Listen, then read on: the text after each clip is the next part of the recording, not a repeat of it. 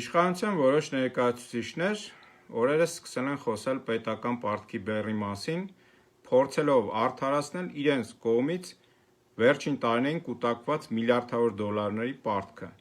Մասնավորապես ինչ են ասում, ասում են մի նայեք պարտքը ինչքան մեծ է, նայեք թե այդ պարտքը համախառն ներքին արդյունքի քանի տոկոսն է կազմում, այդ համարելով պարտքի բեռի ցուցանիշ էլի։ Եվ համեմատում են 2017 թվականի հետ ու հայտարարում են, ասում են տեսեք պետական պարտքը 2017 թվականին հնայի հետ համեմատ 59% էր, իսկ 2025 թվականին 49%, և հետևաբար մեր վիճակը շատ ավելի լավ է հիմա, քան առաջ էր։ Արդյոք սա է ամբողջական պատկերը, արդյոք սա է ճշմարտությունը, և արդյոք այս մեկ ցուցանիշի վրա կարելի է չափել պետական պարտքի բեռ կոչվածը և հայտարարել, որ պետական պարտքի բեռը նվազել է։ Նախ ասեմ, որ պարտքի բեռի չափման ցուցանիշը իրենց բերած ճշմարիտ է, բայց նաև ասեմ, որ սա միակը չէ, և կան այլ կարևոր ցուցանիշներ, որոնք անհրաժեշտ են դիտարկել, որպեսզի հասկանանք պարտքի բեռը իրականում մեծացել է, թե բայց այդ ցուցանիշների մասին նրանք չեն բարձրաձայնի, ինչու՞, որովհետև երբ դիտարկում ենք այդ ցուցանիշները, մենք տեսնում ենք, որ իրականում պարտքի բեռը մեծացել է։ Որոնք են այդ ցուցանիշները։ Ես մի քանիսը հաշվարկել եմ, հիմա համակարգչից կկարդամ ձեր համար, բայց դրանք առայժմ հրապարակված չեն, կարծում եմ հետո իրենք էլ կհրապարակեն և կարող եք արդեն այլ աղբյուրներից էլ տեսնել։ Ուրեմն այդ ցուցանիշներից գլխավորներից է պետական պարտքի գծով տոկոսավճարները, քանի տոկոսն են կազմում հարկային եկամուտների, և այդ ցուցանիշը երբ նայում ենք, էլի համեմատեմ իրենց պես 17 թիվ, 25 թիվ, 17 թվին այդ ցուցանիշը 10,5% էր, այսինքն 10,5%, և 25 թվականին 12,8%, 12,8%, ինչ է նշանակում, որ պարտքի գծով տոկոսավճարները, որ վճարում ենք համեմատած եկամուտների, նույնիսկ եկամուտները շատ աճել են, Փաշինյանը գլուխ էր գովում 2 անգամ և ավել աճել են, որ այդպես է։ Մենք տեսնում ենք, որ որպես տոկոսավճարներ, պարտքի սպասարկման գծով այդ տոկոսավճարները, նույնիսկ այդ պարագայում աճել են։ Մյուս ցուցանիշը, որ կարևոր է, պարտքի սպասարկման գծով ցուցանիշ, այսինքն տոկոսավճարներ և մայր-գումարի մարումներ, համեմատած եկամուտների հետ այդ հարկային, և պես ցուցանիշն ենք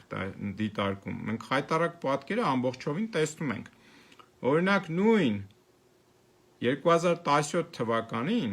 այս ցուցանիշը կազմում էր 26,8%, շուրջ 27% վերցնենք, մեծացնենք 2017 թվականին։ Ուշադրություն, 2025 թվականին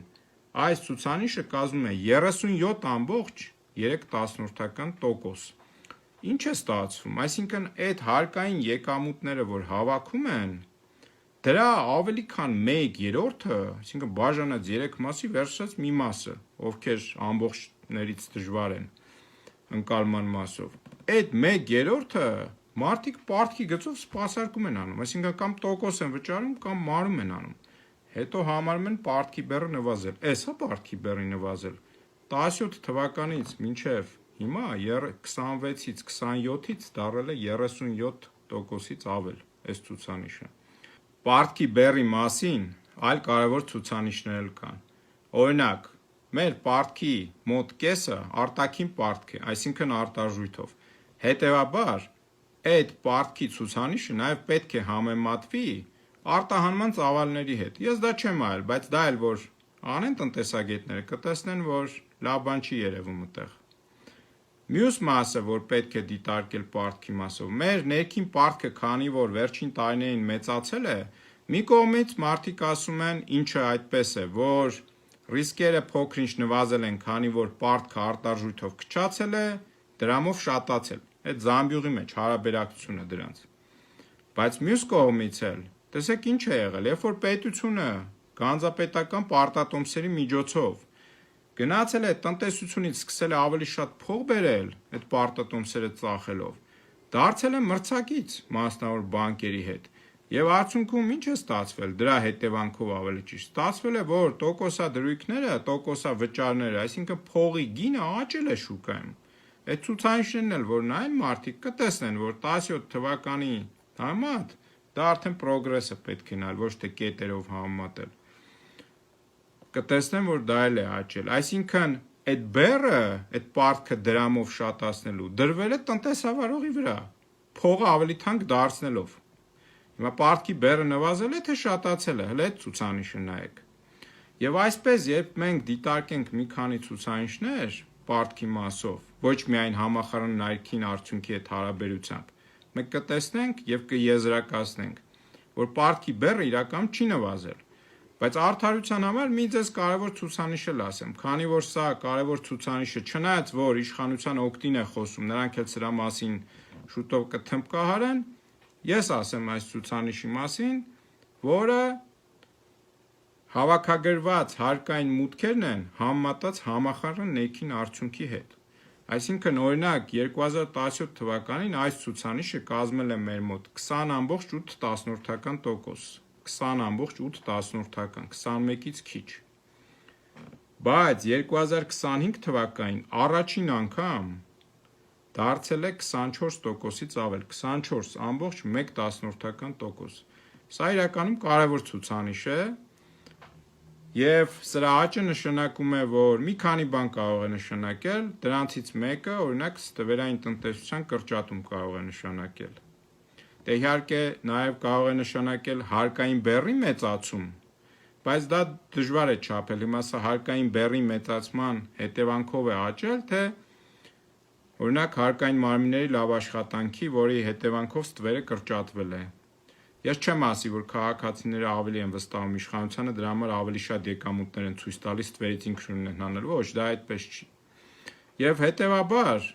տեսեք ինչ է ստացվում, երկար չխոսեմ, այս թեմաները երկար են։ Ստացվում է, որ որոշ ցուցանիշների առումով իրականում բարելավում կա, երբ պետական ֆինանսները դիտարկում ենք։ Բայց պետական պարտքի առումով այդ դինամիկան բացասական է։ Այսինքն պարտքի բեռը իրականում աճում է։ Բայց սա ամենակարևորը չէ։ Ինչու սա ամենակարևորը չէ։ Ես չեմ ուզում, որ մեր ժողովուրդը կենտրոնանա պետական պարտքի վրա եւ ասի Փաշինյանի իշխանությունը պետք է հեռանա, քանի որ պետական պարտքը շատացրել է կրկնակի անգամ 14 միլիարդ 600 միլիոն է արդեն դարձել պարտքը պետական։ Ես չեմ ուզի, որ ժողովուրդը կենտրոնանան ասֆալտի, մյուսի վրա եւ ասեն այս սրա համար պետք է Փաշինյանը հեռանա։ Ոչ, Փաշինյանի իշխանությունը պետք է հեռանա, որովհետեւ նա ուրացել է հայկական Հայաստանի հայ ժողովրդի զրկանքները, պայքարը, հանձնել է Արցախը, պատրաստվում է նոր տարածքներ զիջել թշնամուն, պատրաստվում է Ալիևի հրահանգով եւ ցուցումով փոխել սահմանադրության կետեր, որը մեր ազգային արժանապատվության, մեր պետականության նսեմացում է եւ պատրաստվում է շարունակապար զիջել հայկական շահեր եւ չի սպասարկում հայկական շահեր։ Այս սրա համար պետք է Փաշինյանին հեռացնել, այլ ոչ թե նրա համար, որ պետական պարտք է շատացրել, լավ ասֆալտ չի արել, չգիտեմ, սա չի արել, նա չի արել, այդ ամեն ինչքան կարևոր են, բայց ավելի կարևոր է նա, որ մարդը 5000-ից ավել մարդու իր անպատասխանատվության, իր քաղաքականության հետևանքով տարավ այդ մարդկանց գլուխը կերավ, կներեք այս բառով, որ այսպես եմ ասում, հետևից էլ Արցախը զիջեց ճանաչելով Ադրբեջանի մաս։